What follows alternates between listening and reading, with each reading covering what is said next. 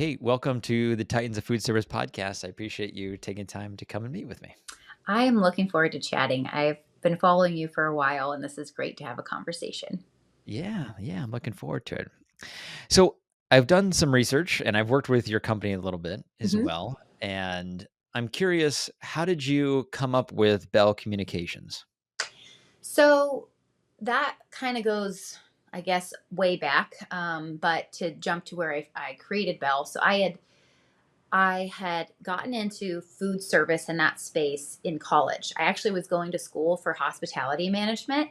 I wanted to do event planning. There wasn't that degree where I went to school, and I'm like, you know what? I'll manage hotels, and I'll get into that. And that experience was awesome. I mean, I was taking knife skills classes and learning how to julienne, learning how to make a bolognese, like all those things in my classes. And then as I went through, I realized, I'm a connector. That's really what I love to do. I love communication. I love connecting people. And I changed my major to public relations and did all that. And then my first job, as humble as it was out of college, was working for Chick-fil-A as a marketing director. And it wasn't, their big corporate office, but I had a unit, an operator that I was working with. I had no idea how it would be setting me up, in the future to understand that environment. But so I had that experience. And in that experience, I mean, I did get to, I met Truett, I went corporate and did all that. And then I stayed and helped do grand openings, build up their catering program, look at the boots on the ground guerrilla marketing that it takes to build up a unit. So it was, I mean, it was sometimes a glorified intern sort of position as restaurant jobs can be, but it was a lot of responsibility at the same time. So I was slinging chicken sandwiches door to door, business to business, and then I was also building up with pharmaceutical reps and catering programs and understanding how the different channels work in communication, and how do you really market on a community based level, and so that was really really a wonderful experience. I went from there to work at an agency where they worked with a ton of food brands. So I was working with food, pork rind companies, to make canned tomatoes, restaurants all over the place, and doing public relations primarily. So I would work with media and had to figure out, okay, how do I tell these stories in a compelling way where whether this is, a talk show host, or Rachel Ray, they're interested in these stories. And so it was a challenge, but I was securing anywhere from 25 to 50 media pieces of coverage a week. So it was, I mean, you think about that. So I'm pitching these stories and I'm getting 25 to 50 different journalists to say yes to me every week for the brand, the brands that I work with. And that's hard. That is hard business. Yeah, Hard business, similar to sales, right? And so I did that, and it was a great experience. But coming out of it, I just realized, and I had other experiences after that. I love food and I love PR. But if I'm going to do it, it has to be in a way that allows me to create meaningful work and thriving relationships. And everybody, watching this, work is great. Hopefully, work is very exciting, and you're passionate about your work, and it fulfills you in a lot of ways. But it's not all there is. We are people, and we have our families, and we have our communities. And so, how do we create work and make those connections and do it in a way that allows us to live life and be healthy? And so that's something I took out of that kind of turn and burn sort of environment. And that's really what Belle was born out of, that idea of like, how do we do work that's really meaningful? It's making an impact, not only to the bottom line, but in life. How are we making those meaningful connections, but then still having thriving relationships inside and outside of work? And so Belle was born out of that, and we have evolved, over the years. It's been more than a decade. It's been like more than 12 years. So it's pretty congratulations. crazy. Actually, now I look back and go, wow, that is bizarre, but, and exciting and all those things. But really it was born out of that. How do you make connections like these? And that's what I think makes the most impact. Yeah. Incredible. Where'd you go to school? I went to school at the University of Akron. So I'm a zip, right? So LeBron and I Nice. have Akron, Ohio in common. I was born in that area. When you were going to school, you mentioned you were getting a degree in PR. Mhm. Did your classmates, how many of them went into the food business? It was such a mixed bag. There were a lot of I didn't really focus on comms initially because I thought, man, I just see a bunch of athletes in here who are taking Mhm. they're taking these courses because they got to take something, and the teachers will give them a grade because they're doing great in sports, whatever. So I was initially very resistant. I felt like it was kind of a fluff sort of focus. But then once I, realized, there's that idea you're probably familiar with of the unique ability. Like you No? Oh, okay. So this is cool. So the idea is that each person, and I think Dan Sullivan from Strategic Coach is the one who came up with it. But I'm Okay. a big fan of the traction model, which Yep, is, I know yeah, traction. okay. And so they mentioned unique ability in there. They expand on it in Dan Sullivan's books, but the idea is that each person has something innate in them, regardless of what they do. Are we in food? Are we not in food? What are we doing? Regardless of that, there's something that is so core to who you are. You need to figure out what that is, and then just dive into that and stay true to that unique ability. And so for me, my unique ability is really connection, which I mentioned, and then influence. I really love to, when I find something I love, like a podcast or whatever, I am bringing people along into that and making the connection. And so for me, back when I was, majoring, I didn't have those words of unique ability, but I realized I was, that was who I was, right? And so regardless of how that played out, whatever degree or whatever job I took, if I went corporate or agency or whatever industry, I needed to make sure that I was doing what just naturally came out of me. And so I think Mhm. that's why Belle has been so successful, because I also, in what we're doing, we need to look at our teams and how do we unlock their unique ability. And when we're connecting, you talk about like connecting with, operators or whoever we're trying to connect with, we need to think about what really makes them and their brand unique, and lean into that. And that's where we connect from. And that's how we make those meaningful connections. It makes sense. You mentioned getting 25 to 30, To pieces of 50, media 25 to to 50. 50? I don't know. I really burned out, man. I was working like 80 or 90 hours a week. It was crazy, but yeah. That's insane. I mean, okay, how did you do that?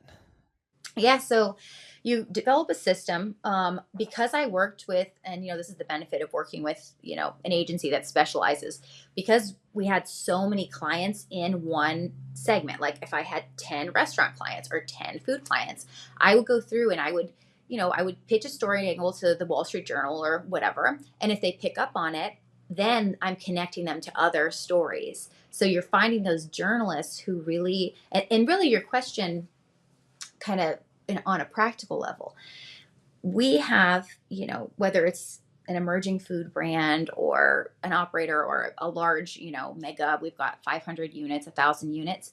How do we tell stories that spark interest and journalists pick up on them?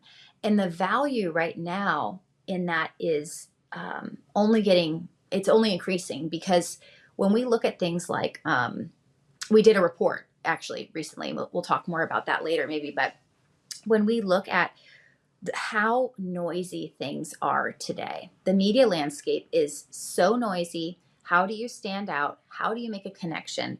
Journalists are, they're moving around. There's a lot of compression happening in the media landscape.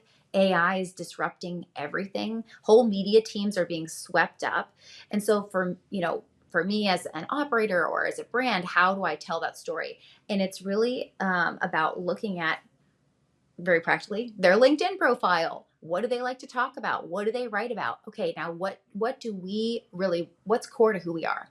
And taking that, making sure it's authentic, but taking that idea and connecting the dots. So that's really how I did it. I spent a lot of time researching. It's very time consuming, but you develop those relationships over time too. So it can feel intimidating when you're trying to, get even a local journalist to cover you. It's like you're cold calling, Yeah. so it's a little stressful. But if you keep it authentic to you and your brand, then it becomes easier, because you're not, I always look at it like I'm trying to help.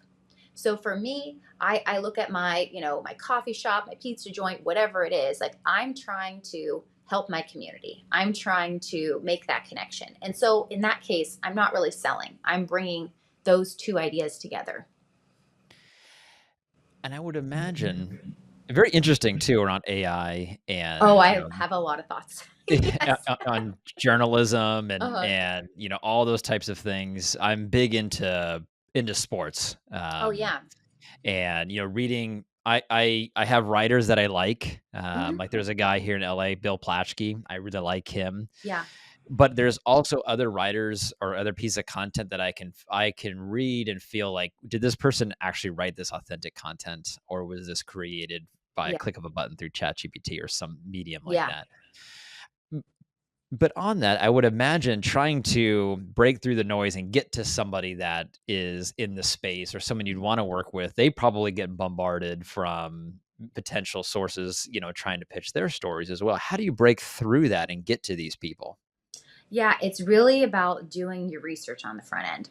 If you're just sending something out, we call it spray and pray in the industry. You just spray it out and pray someone picks up on it.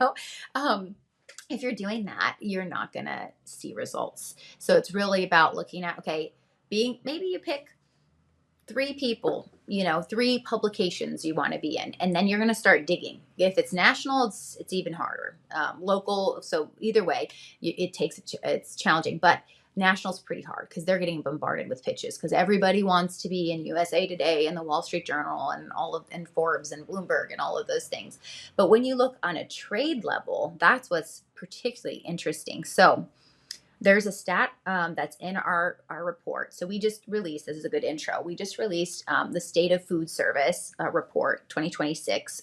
And in that, we interviewed operators, we interviewed chefs, we interviewed people in the industry, and we looked at, okay, how should we be marketing ourselves right now? What is the new marketing mix? And there's a lot of data in there. But one of the pieces that really stood out to me is that 95% of people, when operators are looking to work with a supplier or whatever, they are looking at what their reputation looks like online. They're looking at what's said about them. They're doing their own research. So 95%, that's the stat, are doing their own research first.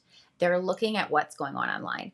And so as a part of that, they're looking in the trade pubs, they're looking at articles about, okay, what are the best energy sources for restaurants, what are the food trends I need to be aware of right now, what's happening within ingredients. And so then they're reading these articles and seeing sources cited that are speaking to their expertise in whatever the space is, and then those operators are saying, great, you're an expert, let me just reach out to you.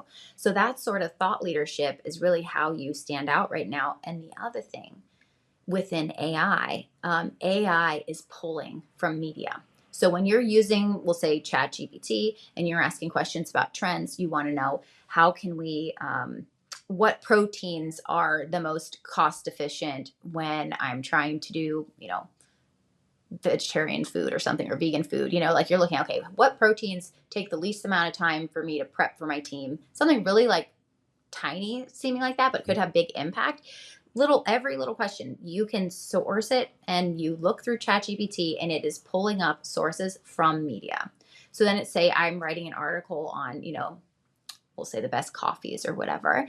Then you're looking at which coffees, cost effectiveness, flavor, all those things for my restaurant. And ChatGPT is pulling those sources. And so what that means is we need to be in those sources so we can be sourced for the answer when the operator is there. And so I think that's one of the biggest opportunities.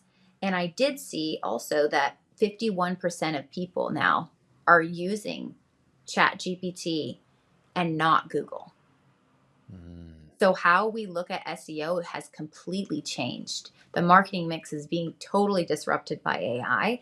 And I think one of the things that's being slept on the most is that connection. It won't be for long, but now's the time to get in. But to get in there, get your media coverage, it's sourced through AI. The operators are searching for it.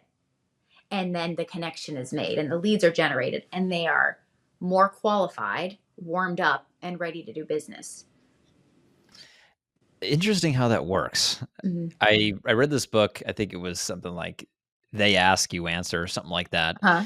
and it was all about this guy, he owned a pool company and sold, like, I don't know if he built pools or what, but his big thing was around media, and through his website and everywhere, he would create articles all the time, like, what are the best types of pool, toys? What are the best types of pools? All these different things, so Mhm. that when someone goes and looks up and needs something for their pool at home or whatever it is, he pops up, and, he becomes a thought leader. He Yeah. talks about the good and the bad in the industry. He talks about, even his competitors and all these different Mm. things. Mhm. And so that through search, whether it's through ChatGPT or Google or wherever you find, maybe even YouTube or wherever you find your media or your sources, Yeah. he's someone that's coming forward as a thought leader. And of course, through osmosis, his business is growing. It sounds like that's kind of what you do. Yeah, so that what that is really focused around is SEO, and so that's search when we're looking at Google. Now, the AI tools will pull that kind of content because it's valuable content. Yes. And because he's probably been writing for so long, he has authority. Now, the challenge is if you haven't been doing that, because that takes dedication, and a lot of resources. If you haven't been doing that, how do you get AI to source you? And so the shortcut is the media component. If you can get media because they already have credibility, they already have authority, they're consistently being sourced. AI knows that's an authority, which means it'll probably, I'll say probably, be quality. So I'm going to source from that. Now, that might not be true all the time, but that's Yeah. where it's trying to figure out, okay, what with all its, crazy thinking that we can't even understand, where can I pull an answer that is credible and helpful for you? And so that's why I'm excited about this kind of resurgence of PR, because even now, there's a method, and I don't know how long this will last, but right now, if you're putting press releases out on the wire, AI is seeing that as credible and pulling that through. So can be a quick way to get AI to rank, pull that information. The only thing I'll say too is it's refreshing every 30 days. So that means if you're ranking great because you got Nation's Restaurant News to cover your story or your idea, great.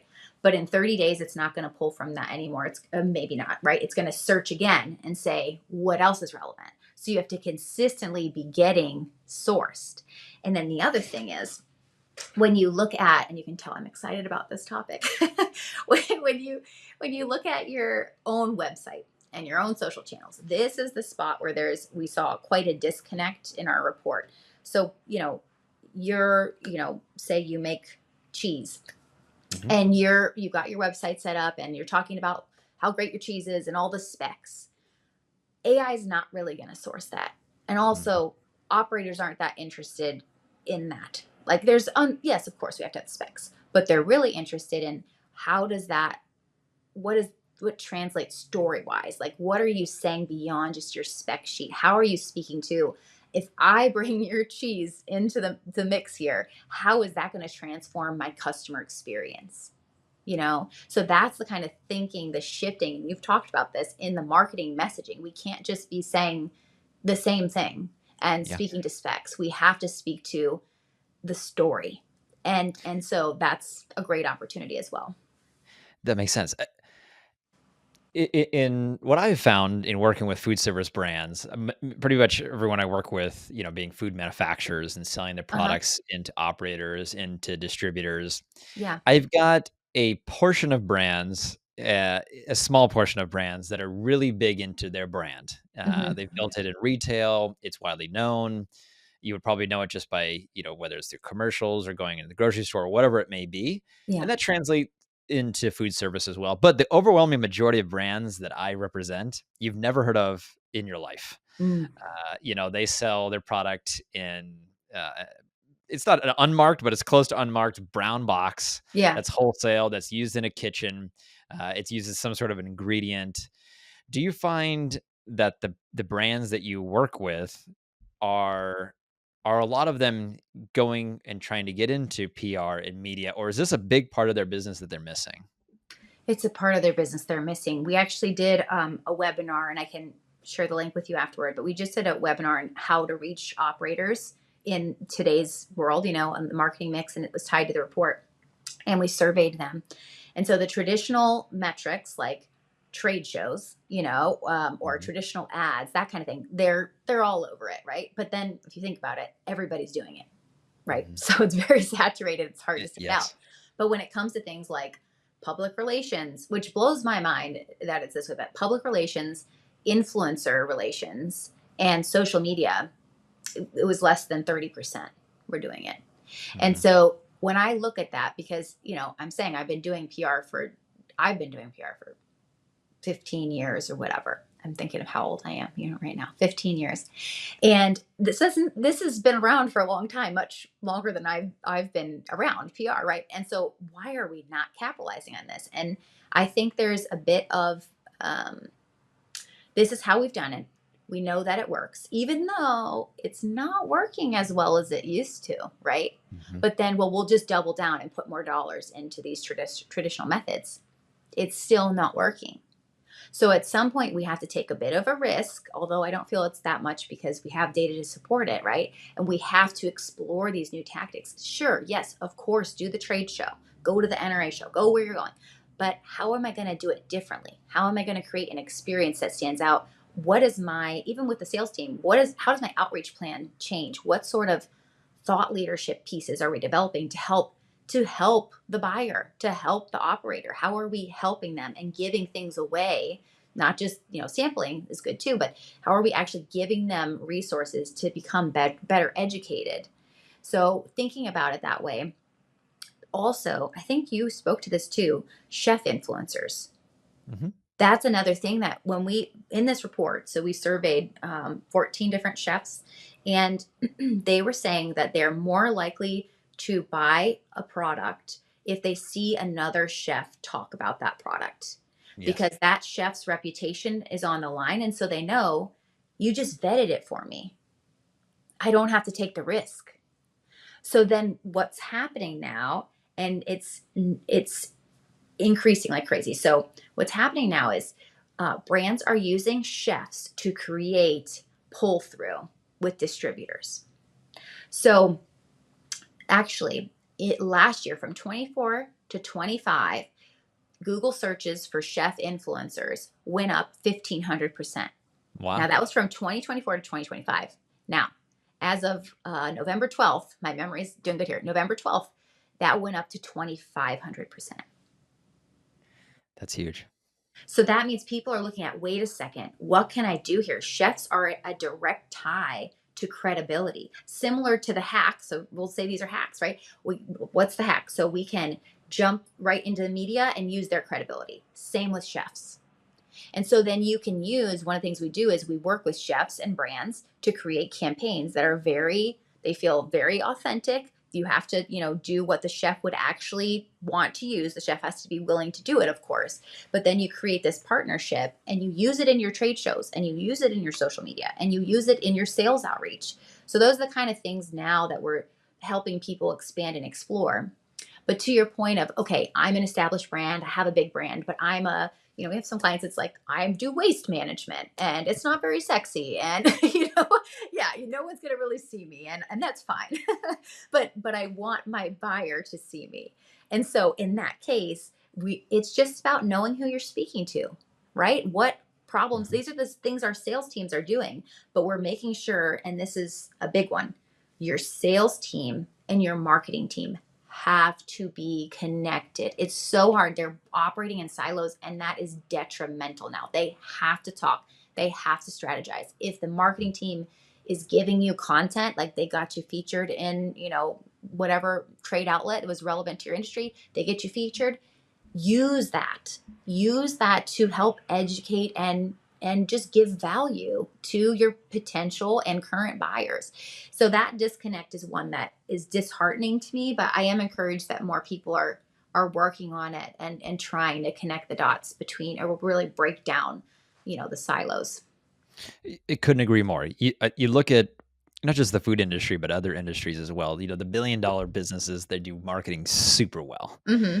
A lot of the clients that I work with, they do production well and they do sales well. And Uh-huh. marketing is like this foreign thing to them. Yes. Yes. Uh, they see, maybe their kids are on social media, and like there's Yeah. some sort of value to that. But they stick to what you said. I do the food shows. Maybe I create some sort of coupon, but everyone's doing that. It kind of gets lost in the noise. It's Yes. it's a thing.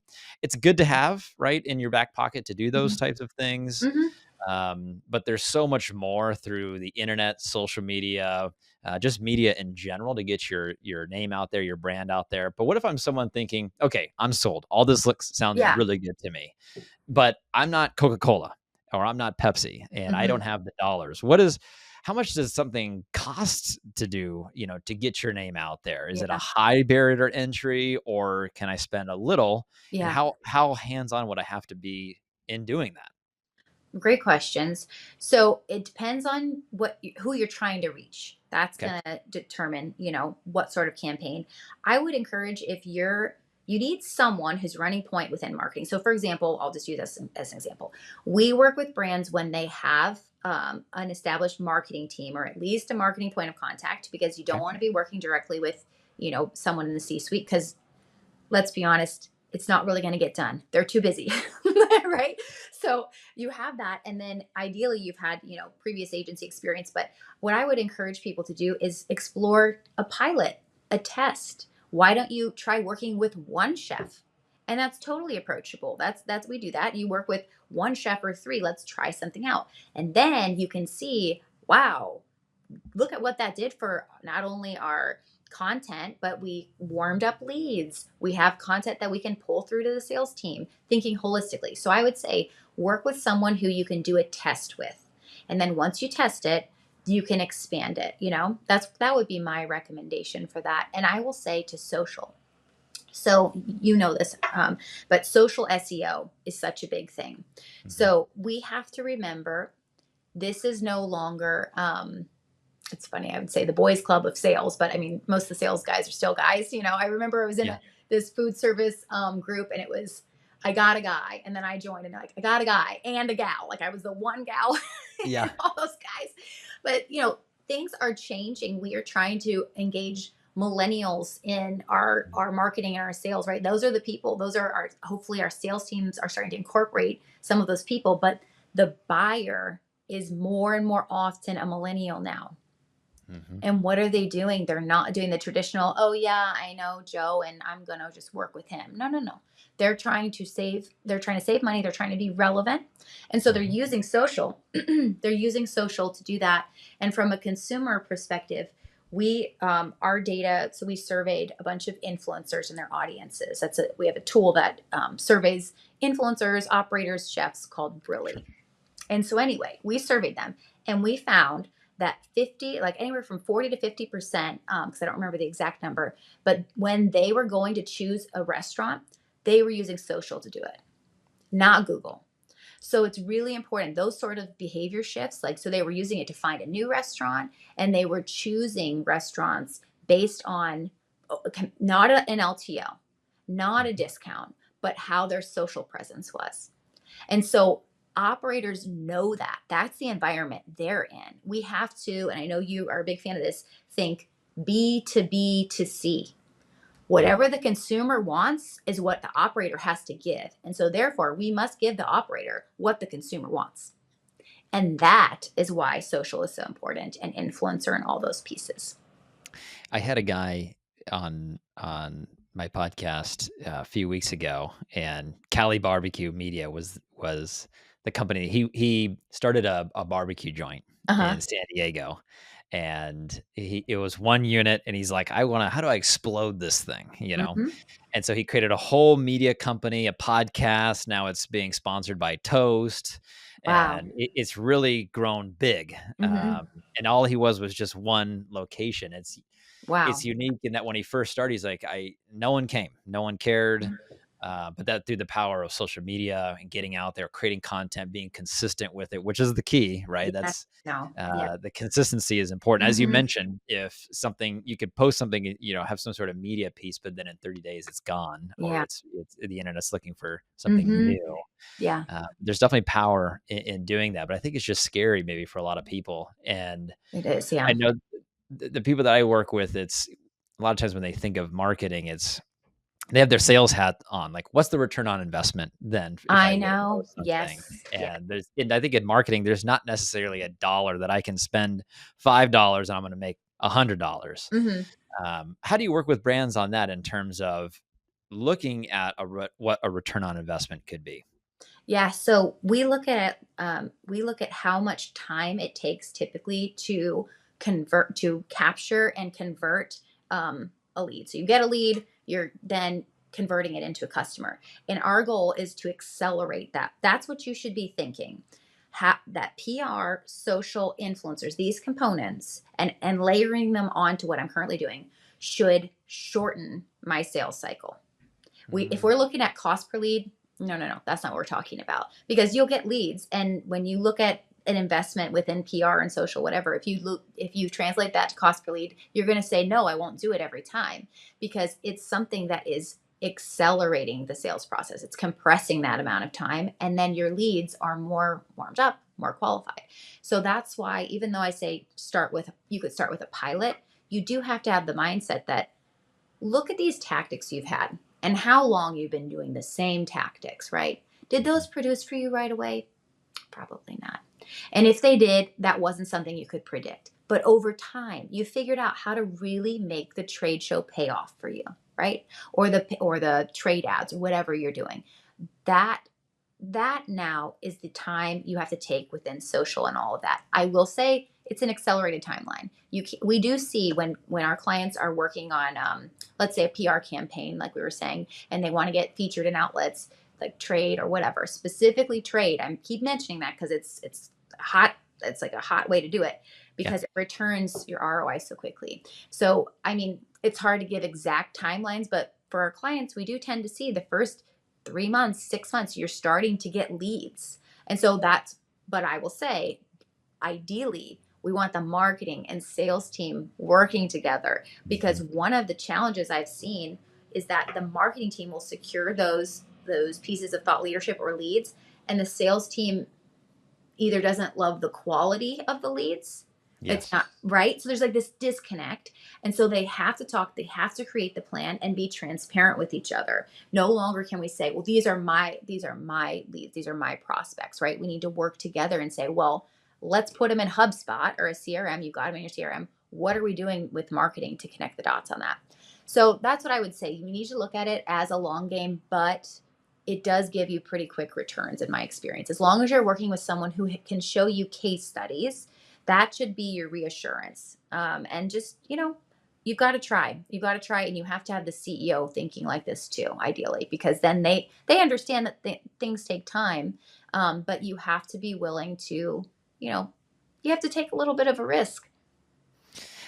I've seen it a lot of times where marketing and sales aren't connected, and you're right on Hmm. sometimes the leads, it's a 1 unit location that can maybe buy a case of whatever I'm Yeah. selling a week, and to go to that operator, there's an hour and a half drive one way. Is it really worth it to go out there? And so Mm, sales complains at marketing, and then yeah. marketing complains at sales. Yeah. I get that, kinda having that the marriage with the 2. I'd say this, leaving with this. Hmm. If you were a brand that's done no media, what would Yeah. be kind of the first start? If I said I wanted to do something, this is interesting to me. I know Hmm. you mentioned doing a pilot, but maybe expanding a little bit more. Like, what would that look like, Yeah. and what would the time frame be? So, first, what I would do, I'm such a big fan of when you see people doing something really well, copy them. So Okay. identify which brands when you look and say, "Oh man, my competitor is doing this," or maybe it's not even a competitor. It's they're in a different industry, right? Mhm. But you see how they're doing it, and you look at what works for them and you try it. When you're having a conversation with an agency partner, I would say just have the conversation. Start like look and see, reach out, have a conversation, and they will be transparent about where you should start. For us, what we typically do is we will have specific targets we go after. So we're saying, okay, let's start this way. You want to be in these trade publications. And we will say, look, you need to have something that is newsworthy, it's timely, it's research backed. It would be ideal if it was a little bit unique. And so we work with them to figure out what is it about you that feels unique, even if it's not exactly unique. Or is there a Mhm. product launch? Is there a specific point in time? That's a wonderful way to start. We have a product launch. We have this campaign coming up. We really want to make this big and we want to try something new. I would say that's a great way to start too. Okay, I like it. Well, Kate, I want to say thank you so much for coming on and sharing. What's the best way for people to find you, connect with you, learn more about what you do at Bell? So I love LinkedIn. I was saying that in the beginning too. I love LinkedIn. But so I think LinkedIn slash Kate Finley, but our website is Belle Communications, Belle, my middle name, actually. It's a little tidbit there. Oh, nice. Yeah. And my email is kate at bellecommunication.com. So I really have appreciated this time. And I would just encourage, it can feel overwhelming, but just I promise, step by step, you can make these changes. It is possible, and it's pretty fun and rewarding too. So thanks for your time, Nick. This has been really great. Fantastic. Yeah. Thank you so much.